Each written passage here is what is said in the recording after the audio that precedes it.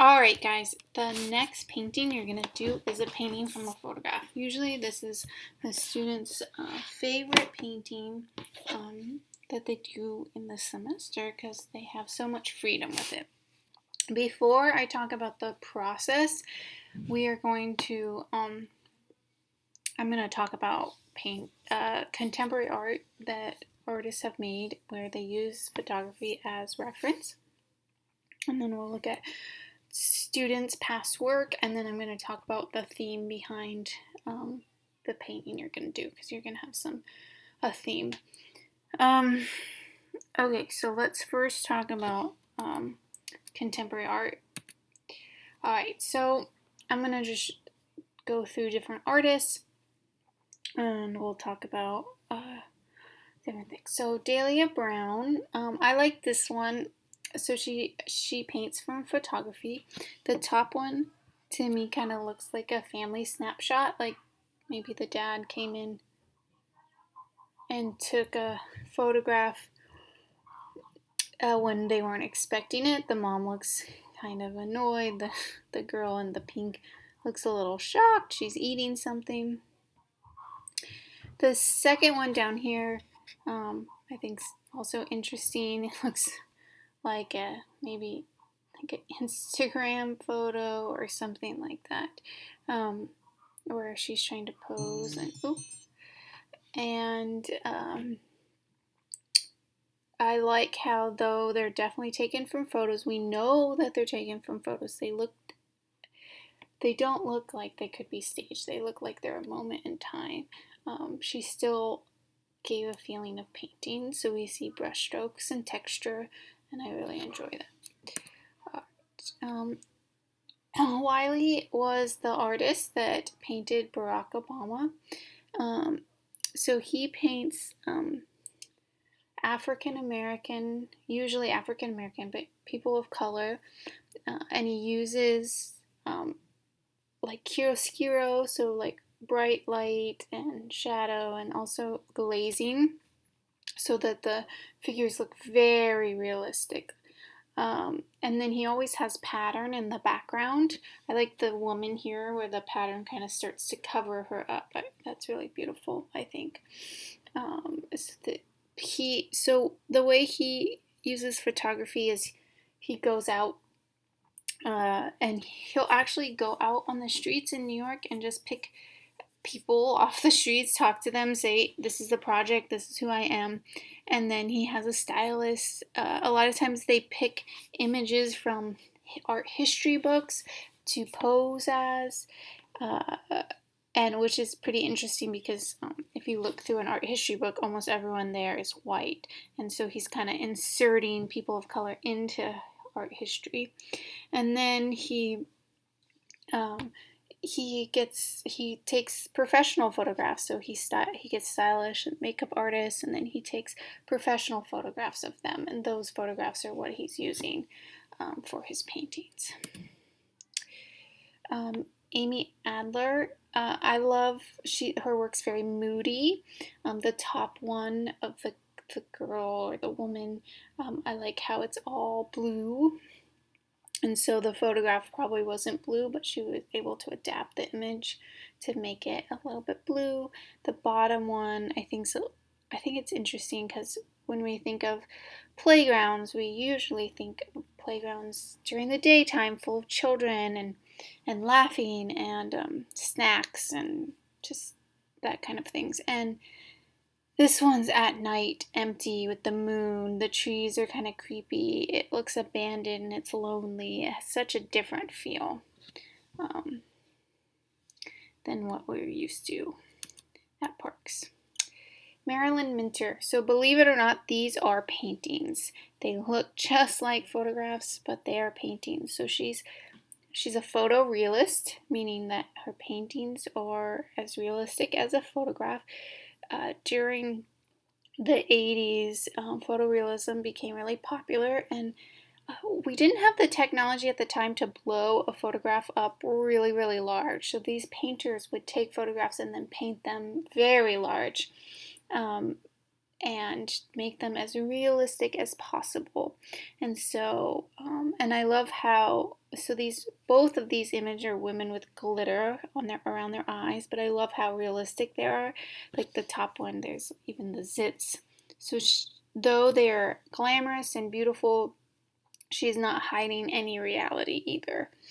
Um, and then one thing that's really interesting is she's not trying to make this look realistic. She's trying to make it look photorealistic, which means that where there's a blur, like if you look here, right, the photograph has blurred this area and blurred around the eye here because the eyelashes are actually in focus and a little bit of this right here.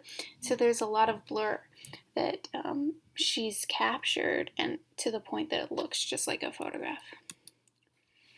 Luke Timon, he's doing something totally different. So he's also working from photographs, but he's not trying to capture the feel of the photograph. He is using photographs to create interesting compositions. So like in the top one, he's cropped the photo or the source image so it's just his face. The face is off kilter. That's a lot harder to do in our mind, but it's a lot easier to do with a photograph because we can move our use the frame of the camera lens to try out different compositions. He paints his paintings really fast. There's thin layers of oil paint. There's a lot of marks, so he doesn't blend out all the marks. In the face above, I love how the shadows are purple. I think that makes it look more flesh-like, but also definitely tells you that this is a painting and not a photograph. This is more of a landscape down here. Okay. Gerhard Richter. So Richter is very, he's considered a painter's painter. He paints everything you could imagine. Paintings, photographs. We talked about at the beginning of the semester paintings he did of the terrorist group in Germany that he did black and white paintings for. He also does landscape paintings. He does abstract paintings. He pretty much does every type of painting. The top one is a painting probably from a newspaper. He does a lot of paintings from newspaper, and he uses this technique where he takes the brush and he wipes it away, and it kind of looks like a memory that's fading or time passing. This one down here is more realistic. I love the light that hits her back and then onto the newspaper. She seems absorbed in what she's doing, unaware that there was a photo taken of her. Though it is very realistic. It's not photorealistic, as though we know he used a photo, but it's very much about being a painting. So there's reference to photography, like the background being a little blurry, but he's really focusing it being a painting. Okay. Marlene Dumas. Her paintings are weird. The boy, or it looks like a little girl, covered in paint. So it's probably a kid painting, getting paint all over their hands. But the way she painted is so creepy and weird and disturbing. The painting over here of the woman's face and how she used so much red. So the lips are very realistic and the eyes are very realistic, but everything else is this red and orange, and it just distorts what you would expect a portrait to look like. Amy Sherald, she is the woman that painted Michelle Obama. So she paints all African Americans, and she paints them in a grayscale. So though there's texture, either sometimes it's a flat background or it has texture in the background, like this one has these bubble shapes, and the clothing is usually very bright and patterned, but the figure is painted actually in grayscale. So instead of using skin tone, she's using black and white. And And so there's that contrast between the skin tone and the colorfulness of the image. I love both of these, of just the personality she puts in her subject matter. Um, this woman is looking straight at us. She seems confident to me. She feels like she seems like likable but confident at the same time, and she's not gonna take anything from us.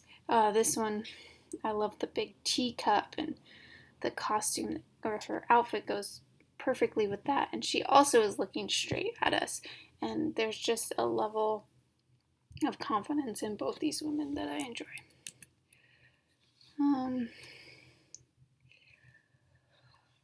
Here are, I think her Neisenbaum, I think is how you say it.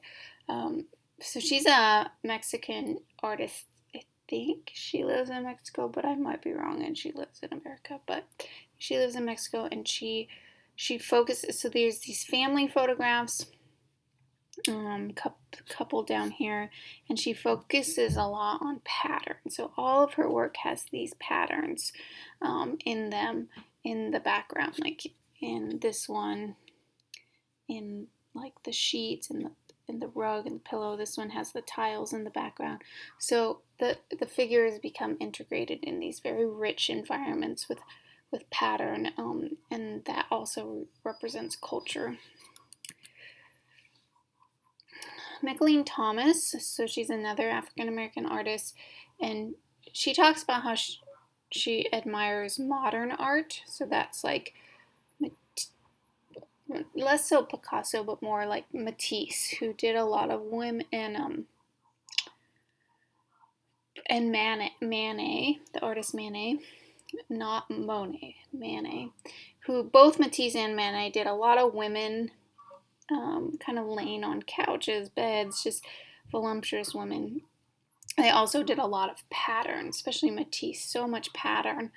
And so she, again, these are European artists, and they're, their subject matter are very are white women, and so she is taking African American women and putting them and their culture and their style and their personality into these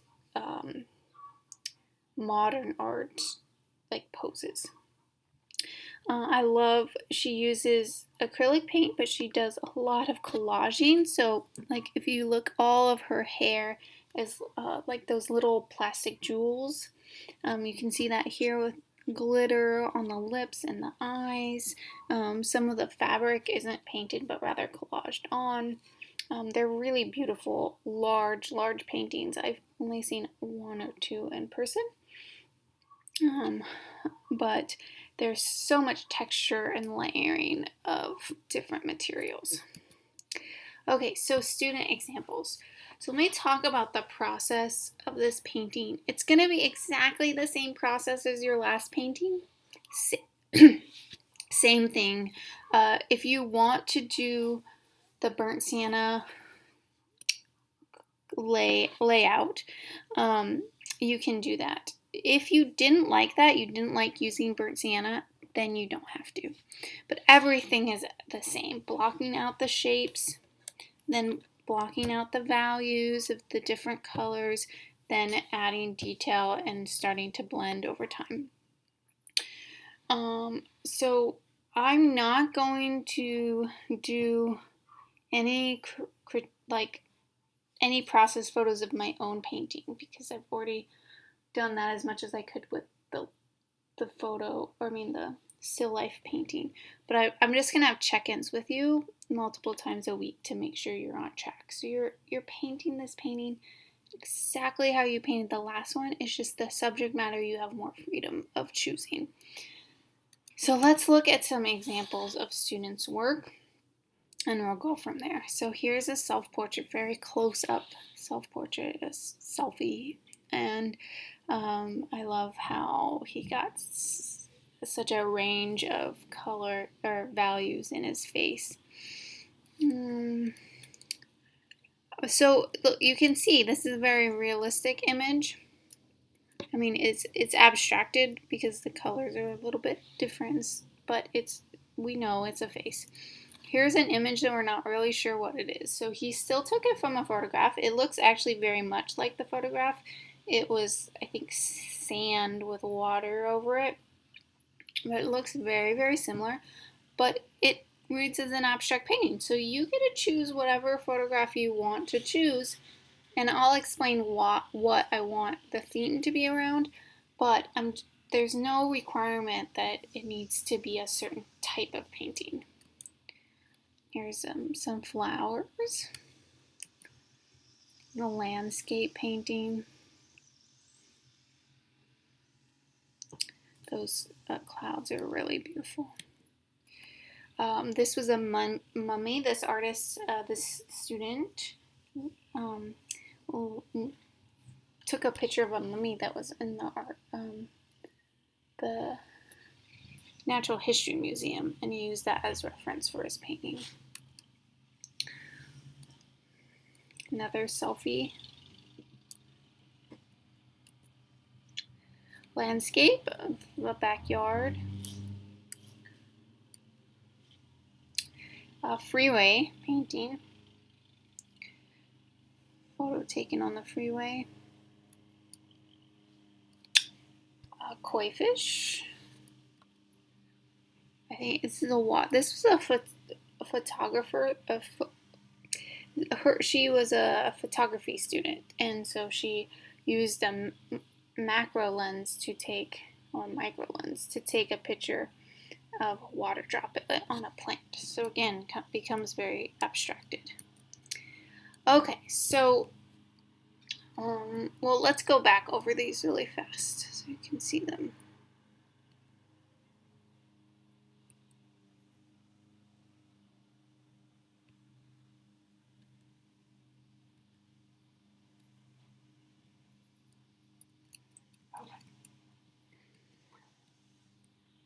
All right, so this is part of the requirements.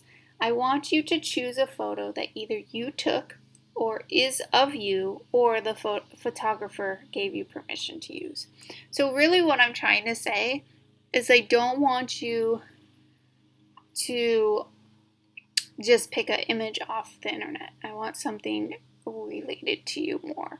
When I say the photographer gave you permission to use, it might be that it's a photo of you and your child, and the person that took it you don't even know. There's no permission. That's fine. Or not of, yeah, that is of you. Or maybe it's a photograph of your great grandmother, and you don't know who took the photo. That's fine. But for the most part, I want you to follow this.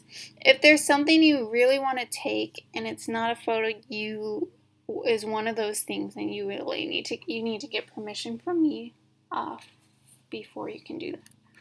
Okay, so it's not. Let me see this here. Uh-oh, I forgot to fix this. Okay, we'll look at it here. Okay, so see if I can fix this for you guys while you're watching this video. No, I can't. Let me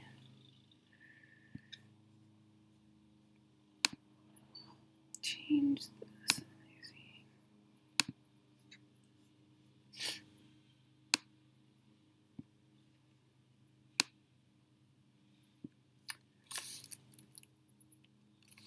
Okay.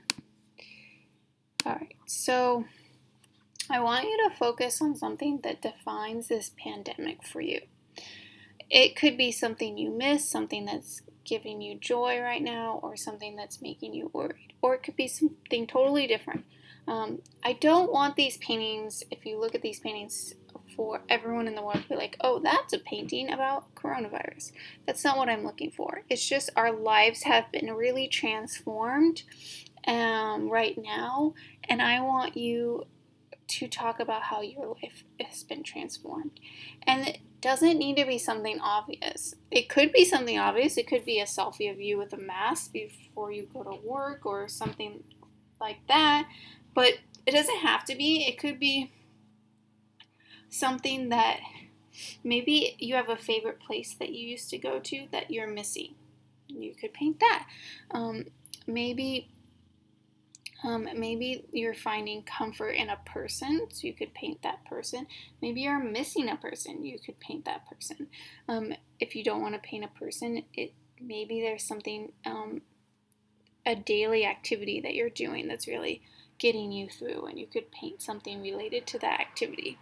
So um, you can also just go through your photographs and look at old photographs and find things that are making you have longing or nostalgia for your old life. Um, so there's just so much you could do. So this is really about you, and how your life's being transformed. This is not about the whole world. This is a personal painting, and most things can fit into it. I just want you to be able to explain why you're choosing this. All right, so I have a couple images from the 1918 Spanish flu, and none of us are probably experiencing this. Hopefully all of you guys are safe and your families are safe. And if you or your family are not safe and healthy, my condolences go out to you. And please let me know so I can give you accommodations to make sure that you still pass my class with a good grade.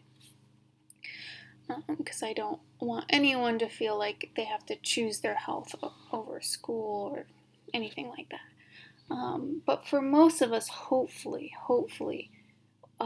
this pandemic has meant boredom, stuck at home, those kind of things. Some of us are still working. How are we working? Hopefully, we're working in a safe environment. And most of us are not on the front lines.